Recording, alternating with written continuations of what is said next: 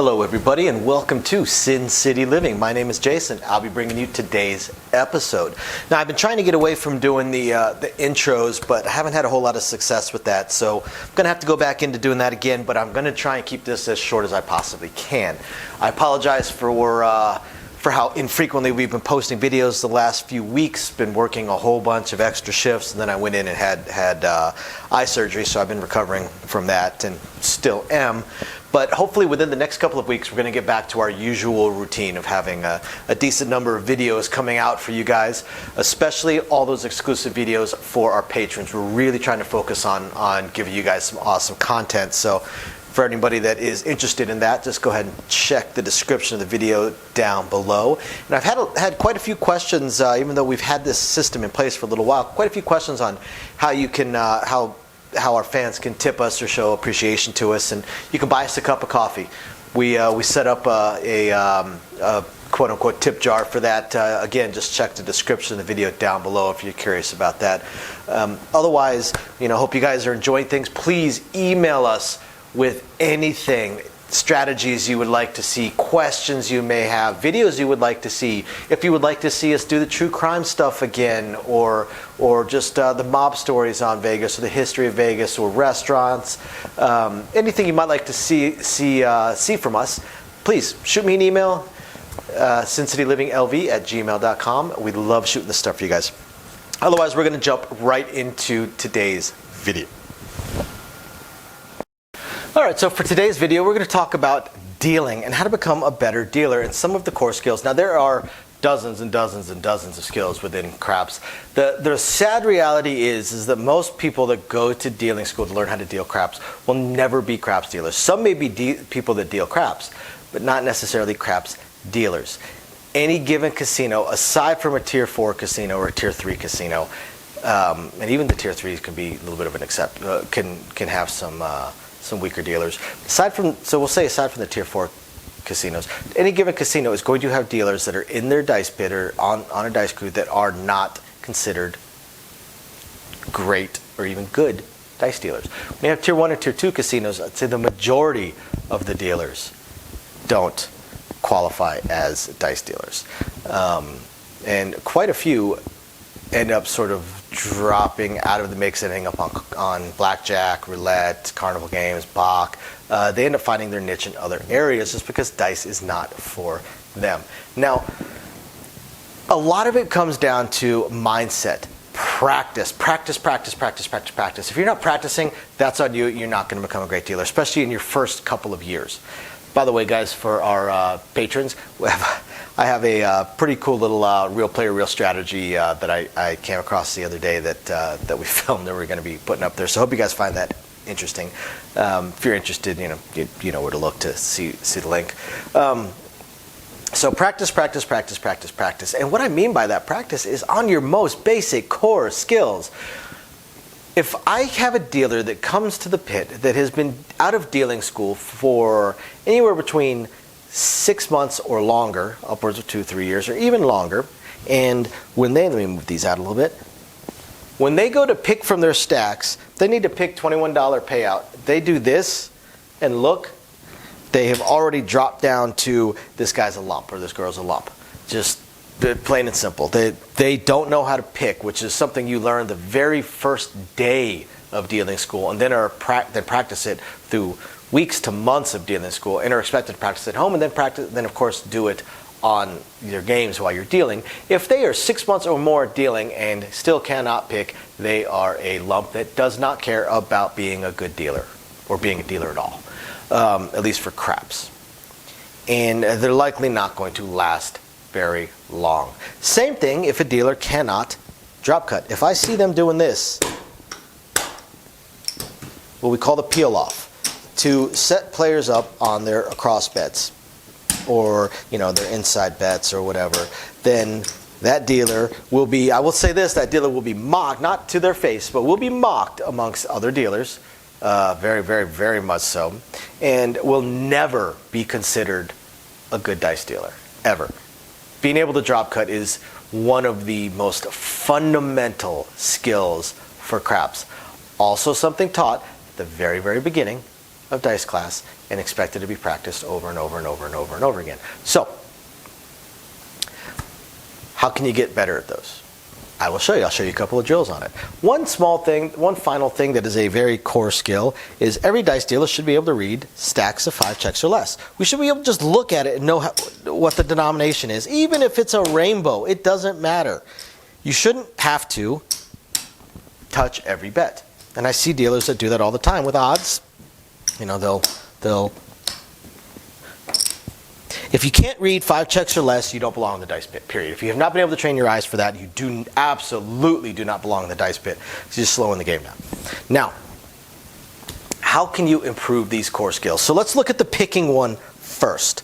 What I recommend, this is what I used to teach people. The first thing I say when I see people trying to learn how to pick chips or checks, especially when they're trying to relearn or trying to learn it on the live games, stop looking at your hands. Since you cut everything out into the comb, that's where you look, because again, your eyes can read anything 5 checks or less, and you never pick more than 5 checks. So your eyes can read what you put down. If you make a mistake, that's when you catch it, and that will teach both your brain and your fingers. However, if you look at your hands every time you are trying to pick checks, your fingers will never learn, because your eyes, you will visually override your sense of touch. Since your brain is relying on your eyes to tell you that you have the correct number of checks, your fingers will never, ever, ever learn it. But if you're trying to pick 3 checks and you drop down 4 and you catch that, your fingers will remember, your fingers in your mind will remember that feeling, and that's how you get better at picking. Don't look. People that start the very beginning of their shift decide they're going to learn how to pick and not look at their hands and work an 8-hour shift. By the end of the shift, are actually picking at a almost competent rate. It does not take long to learn this. So I tell people, get a stack of white, a stack of red, and you want to pick in units of 7. 7, 14, 21, and 28. Right? So you want to pick $7, then you want to pick $14, then you want to pick $21, then you want to pick $28. Now, you want to do it 20 times. 20 times. So load it back up, do it again. Then you're going to reverse them. Because if you're on the other side of the table, and most craps crews rotate through every single base, you're going to work both bases. Well, each base is reversed from the other one. So now you reverse it. And now you do the same thing. You pick 7, pick 14, pick 21, and then pick 28. And do it 20 times. 20 times. That is a drill, one of the first drills that we teach people. One of the frustrating things when I was an instructor, I could, and both frustrating and not frustrating, because it was very educational. Very frustrating to see people 6 weeks into the dice class that cannot pick and cannot drop cut after they're supposedly doing it every single day, and were taught drills on the very first day and expected to practice every day, plus their time at the school. So that told me, when I saw people like that was the very first clue that these people will eventually pass the dice course, but will probably never actually be dice dealers. It's not a guarantee, but it's a 95%, probably higher than that. Now, drop cutting. What is a drill for drop cutting? This one, I recommend using 2 different colors. Use 2 different colors, and I call it the tower. Start with 2.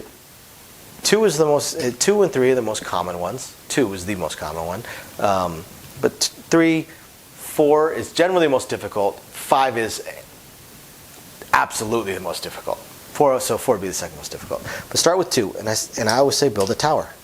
Right? And the reason you're doing that, and if you make a mistake, you keep going. Like, you guys can't tell, but I made a mistake in there. And if the tower falls, so what? Keep going, because you're not doing an architectural drill. You're doing a drill on drop cutting. But I recommend using 2 different colors, because then it's easier for you to look at it afterwards and see where you may have made a mistake. But just do 2.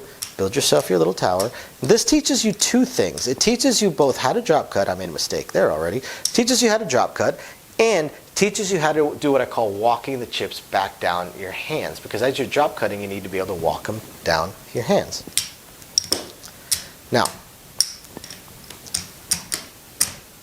what is a good way to know if you are able to drop cut or not? Simple. Pick a point. Let's say the 4. right? I always pick one or the other. You're going to set up 27 across, 54 across, 81 across, and 108 across, right? One at a time. Set them up properly from outside in. Finish it. Don't get all the red, then for all 4, and then do all the whites. Do it. Now I want you guys to look at your watches. Okay, ready? Begin. Now here's the thing I want you guys to notice. I'm doing this with one hand. Now this is absolutely not what you will do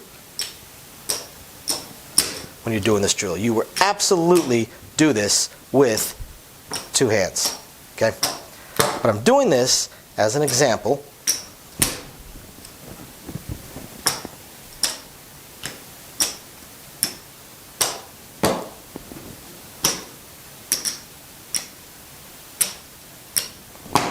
Done. Okay, now, one-handed, that was 31 seconds. That is mind-numbingly slow and extremely improper doing it the way I just did it, but that was 31 seconds, okay? Now here's the thing. If you could set this up two-handed, all the way across, and neatly, by the way. If you have to go back through and you have to fix them after you were done, then it's not completed. It's not completed till they're actually done to where you could just sit back, you're finished, the box isn't going to say anything to you. Okay? If you could set all those up two-handed in less than 45 seconds, you are minimal break-in casino, never dealt dice before in a live game, minimal ready drop cutting wise. Minimal capabilities there.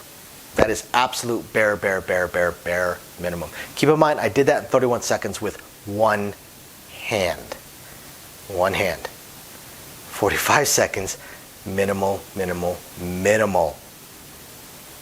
standards. If it took 45 seconds to do that at a tier 3 or tier 4 casino, you wouldn't be on the dice crew very long. But if you can do that when you first get to your tables, your crews, when you first start dealing, then you're going to get better and better. Then you know how to drop cut. You just need to get better and practice at it and do it. And that will come with time. You are on the right track. Okay, so do your tower, do your towers, then do your crosses, and just test yourself. So I hope you guys find this interesting. I can't say illuminating or enlightening. I didn't really teach you anything other than show you a couple of drills. So I hope you guys find this interesting, or at the very least helpful. And thank you guys for watching. We will catch you guys next time. Bye now. Thank you everybody for watching today's video. And as promised, a little bit more detail on things that we are working on. So again, we want to continue trying to expand the channel. We're really hoping to be able to add roulette as soon as possible, and then some video keno, video slots, stuff along those lines. Unfortunately, it ate up almost all of our cash, paying off all of our bills during the month of January while we were down. And now that the holidays have ended, YouTube's payouts have dropped significantly. So we're kind of treading water here as far as all that goes. Do have a lot of things we want to add, though. Not just those things, those additional games, and hopefully some carnival games and such like that.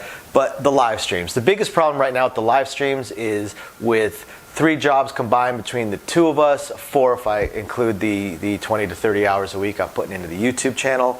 It's very difficult for me to have a day and time that I can commit to doing the live stream every single week, because we also have our very young child to take care of. But I'm trying to figure that out. I'm thinking it's probably going to end up being on Monday nights or Tuesday afternoons, or possibly both. I intend to do at least one live stream exclusively for our patrons, and then another one on the YouTube channel. So possibly both days.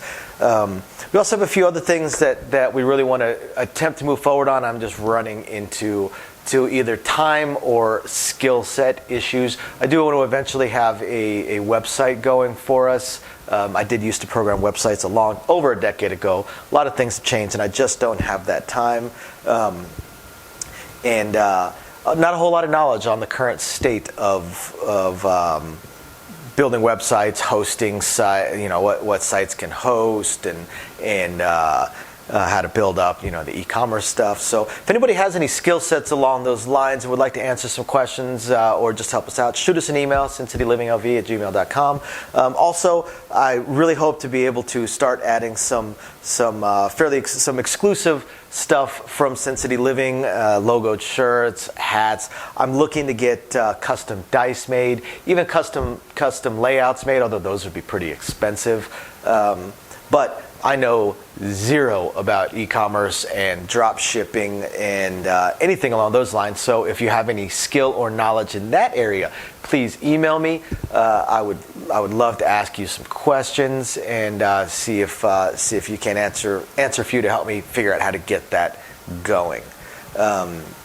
Same thing with designing our logos. I had some logos designed, very, very small logos, unfortunately, not big enough to blow up to put on T-shirts and stuff like that. And again, I know I know nothing about logo design, graphic design, any kind of websites that could do it. I literally know nothing. So if you have any skill or knowledge in that area also, please email me, and you're willing to answer some questions, please email me and let me know.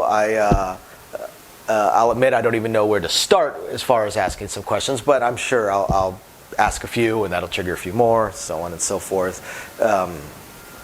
So yeah, there's that, and of course we do hope to continue to improve our AV setup, but I am an AV moron, so also right there, if you have any skill sets or knowledge in that area, please email me and are willing to answer some questions.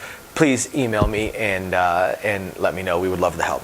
Otherwise, again, thank you everybody for watching, and we're very excited to continue bringing you our videos. Bye now.